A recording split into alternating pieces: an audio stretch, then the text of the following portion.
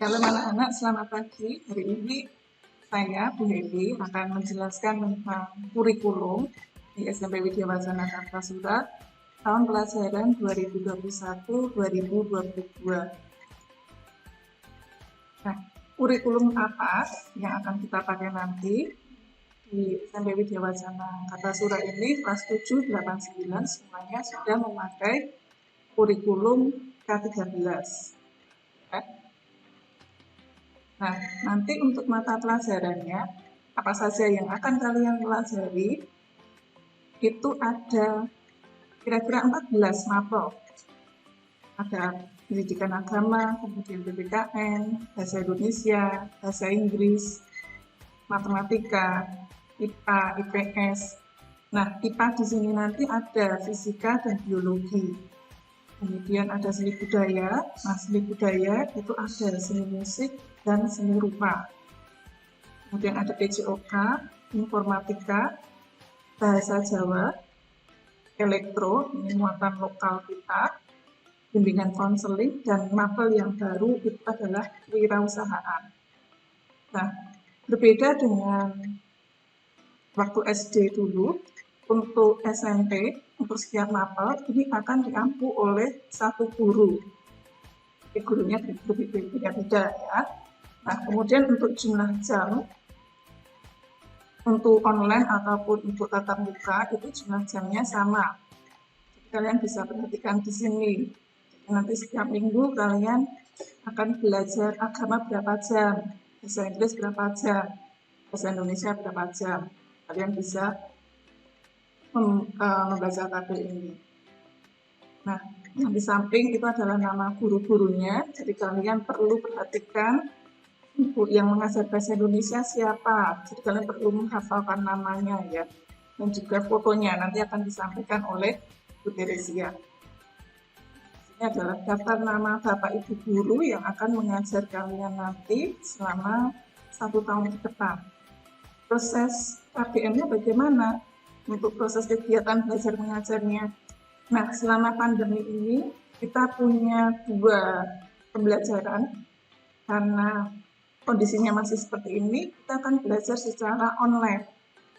Nah, secara online ini nanti akan ada jadwal khusus. Jadi jadwalnya adalah dari jam 8 sampai jam 12.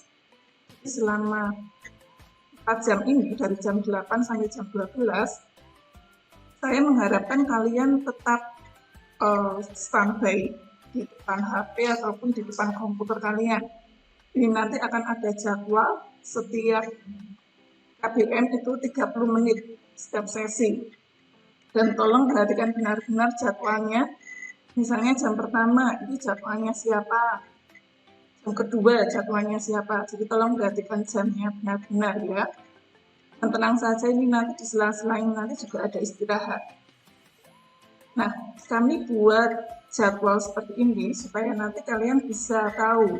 Misalnya jam pertama jadwalnya matematika dari jam 8 sampai jam 9. Berarti kamu di jam itu harus benar-benar belajar matematika. Kalau misalnya ada guru yang memberikan tugas dan harus dikumpulkan pada jam itu, kalian juga harus menyelesaikannya pada saat itu juga. Ya. Kalau misalnya nanti ada kendala, selama jam itu kalian susah sinyal, tiba-tiba tidak bisa mengikuti KBM secara online. Nah, mau tidak mau nanti setelah KBM itu berlangsung, kalian bisa berkomunikasi dengan setiap guru mapel. Ya, minta tolong kalian harus punya etika juga. Ketika pada jam itu tidak bisa mengikuti KBM, kalian juga chat ke guru mapel atau nanti ada grup khusus yang nanti akan dibuatkan grup khusus oleh wali kelas kalian. Kemudian untuk yang kedua itu pembelajaran secara tatap muka atau PTM. Kalau nanti kondisinya sudah mulai agak membaik, kita mempunyai rencana akan mengadakan pembelajaran secara tatap muka dalam masa new normal ini.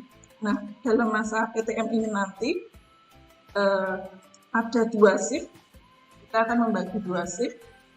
itu shift pagi dan shift siang. Nah, di shift pagi ini nanti untuk KBM-nya itu dimulai dari jam 7 sampai jam 10.45. Kemudian untuk shift siangnya itu dimulai dari jam 11.15 sampai jam 3 sore. Ya, ini nanti akan ada pemberitahuan orang tua kalau misalnya kondisi sudah mulai normal. Jadi untuk sementara ini kita akan belajar secara online dulu.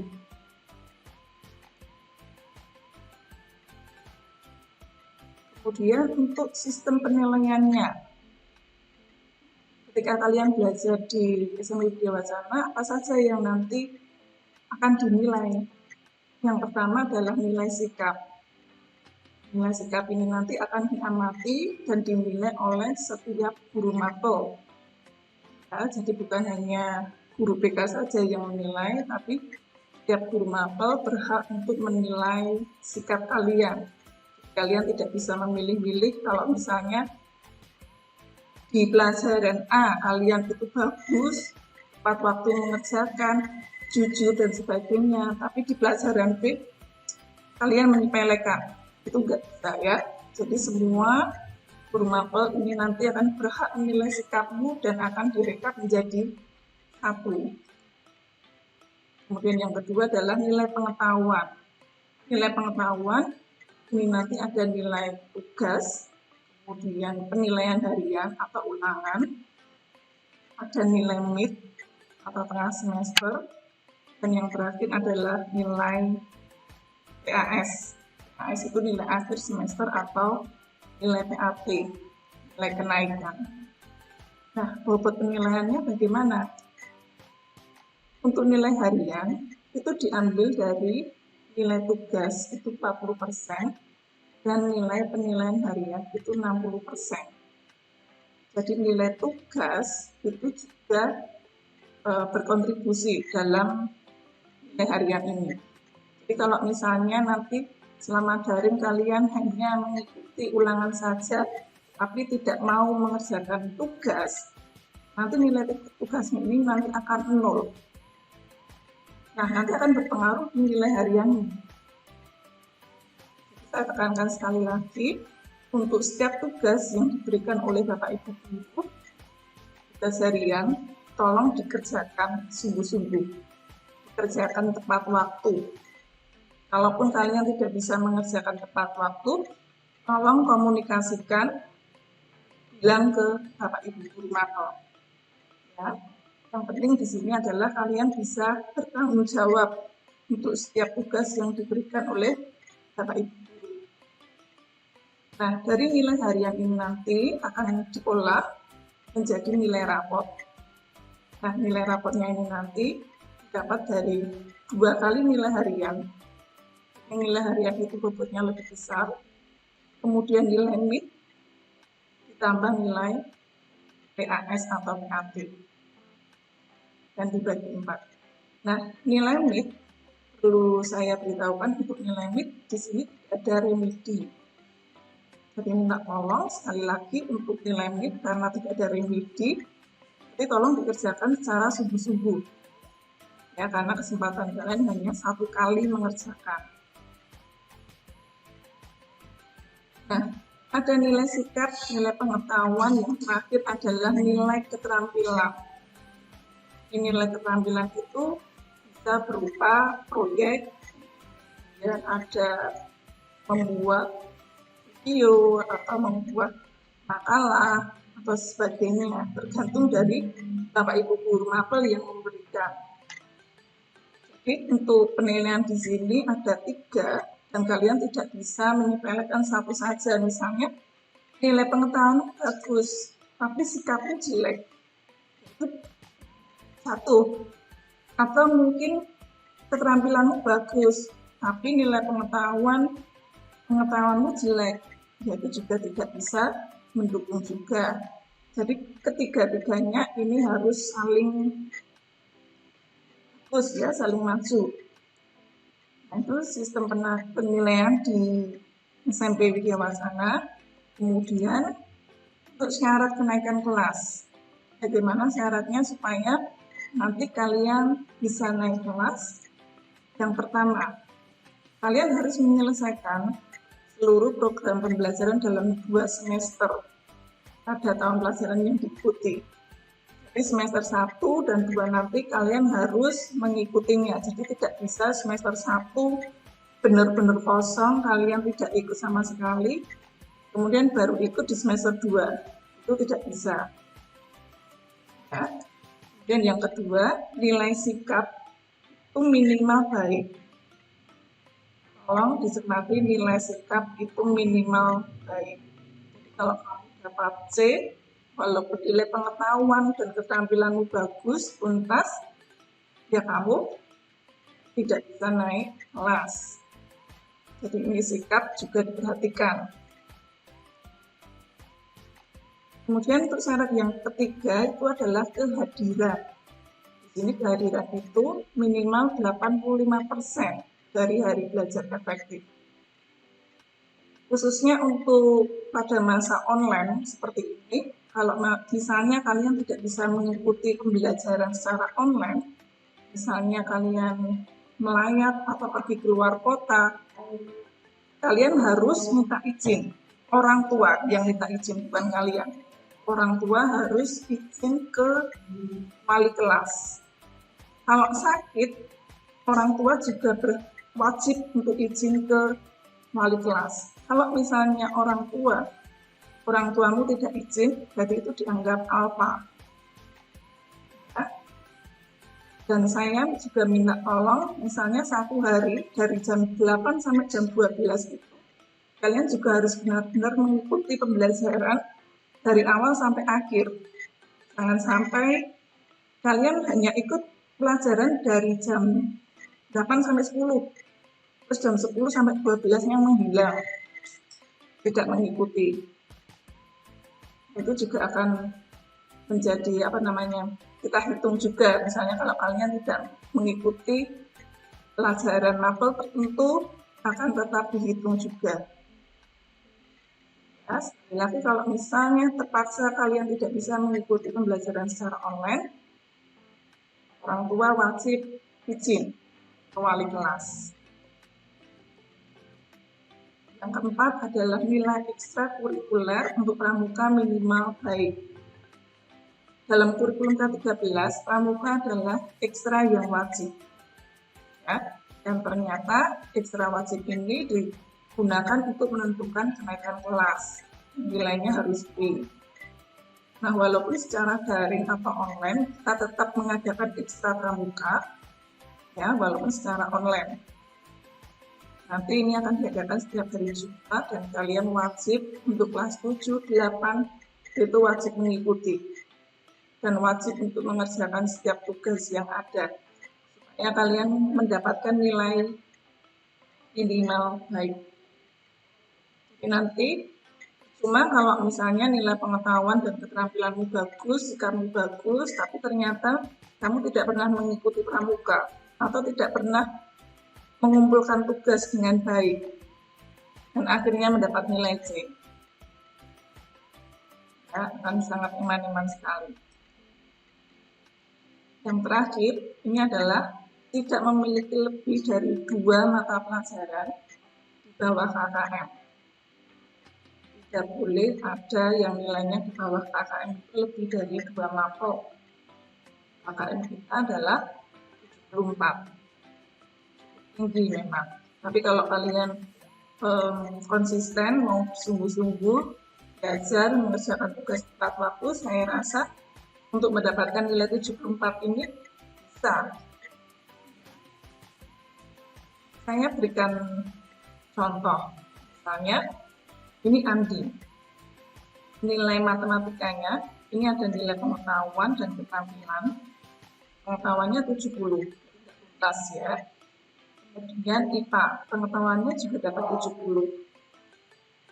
Kalau kamu lihat, Andi, ini yang nilainya di bawah KKM, itu kan ada 2 mapel.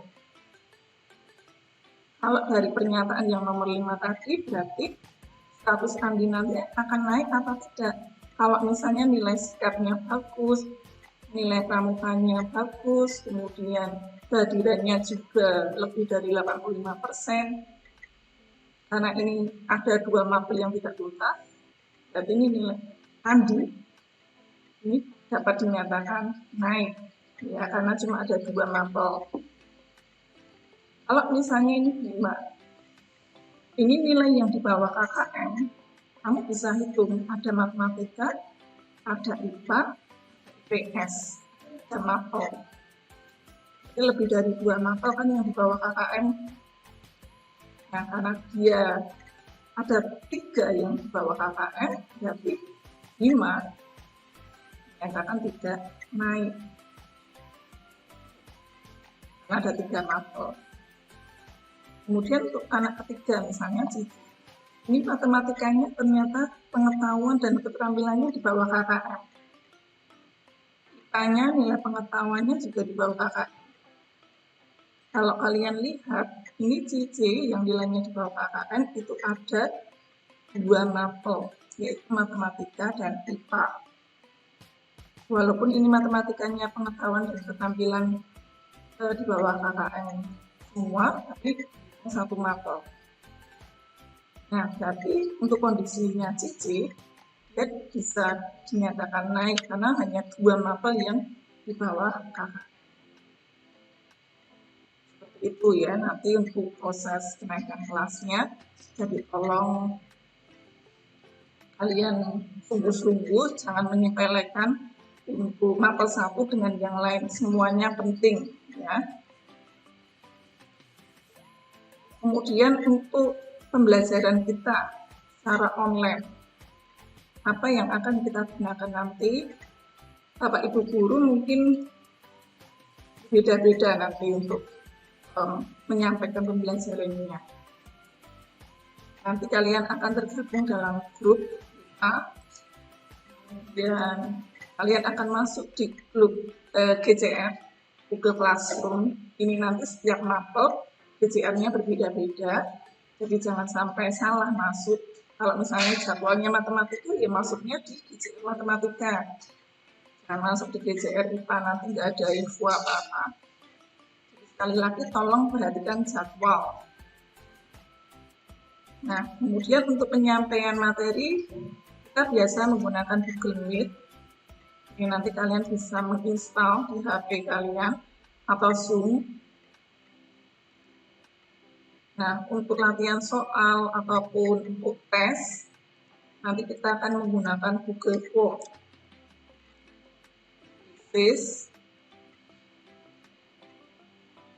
Dan terkadang nanti kalian diminta untuk upload tugas juga di IG atau Instagram.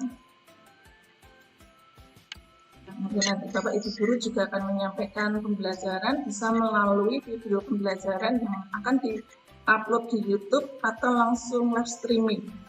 Nah, semuanya ini nanti akan kalian dapatkan, akan kalian pelajari dengan Bapak Ibu Guru yang lain. Jadi tenang saja, nanti kalau kuisis itu bagaimana, terus kemudian Google Form bagaimana, nanti akan ada sesi tersendiri. Ya, jangan takut. Nanti kalian akan belajar banyak hal di sini, belajar banyak hal yang baru, dan akan membuat kalian menjadi wawasannya menjadi luas. Nah, itu tadi yang bisa saya sampaikan mengenai kurikulum. Kalau misalnya nanti kalian ada pertanyaan atau ada hal yang masih belum dimengerti, kalian boleh bertanya langsung ke saya. Selamat bergabung menjadi keluarga besar Widya Wacana Kartasura. Tuhan Yesus memberkati.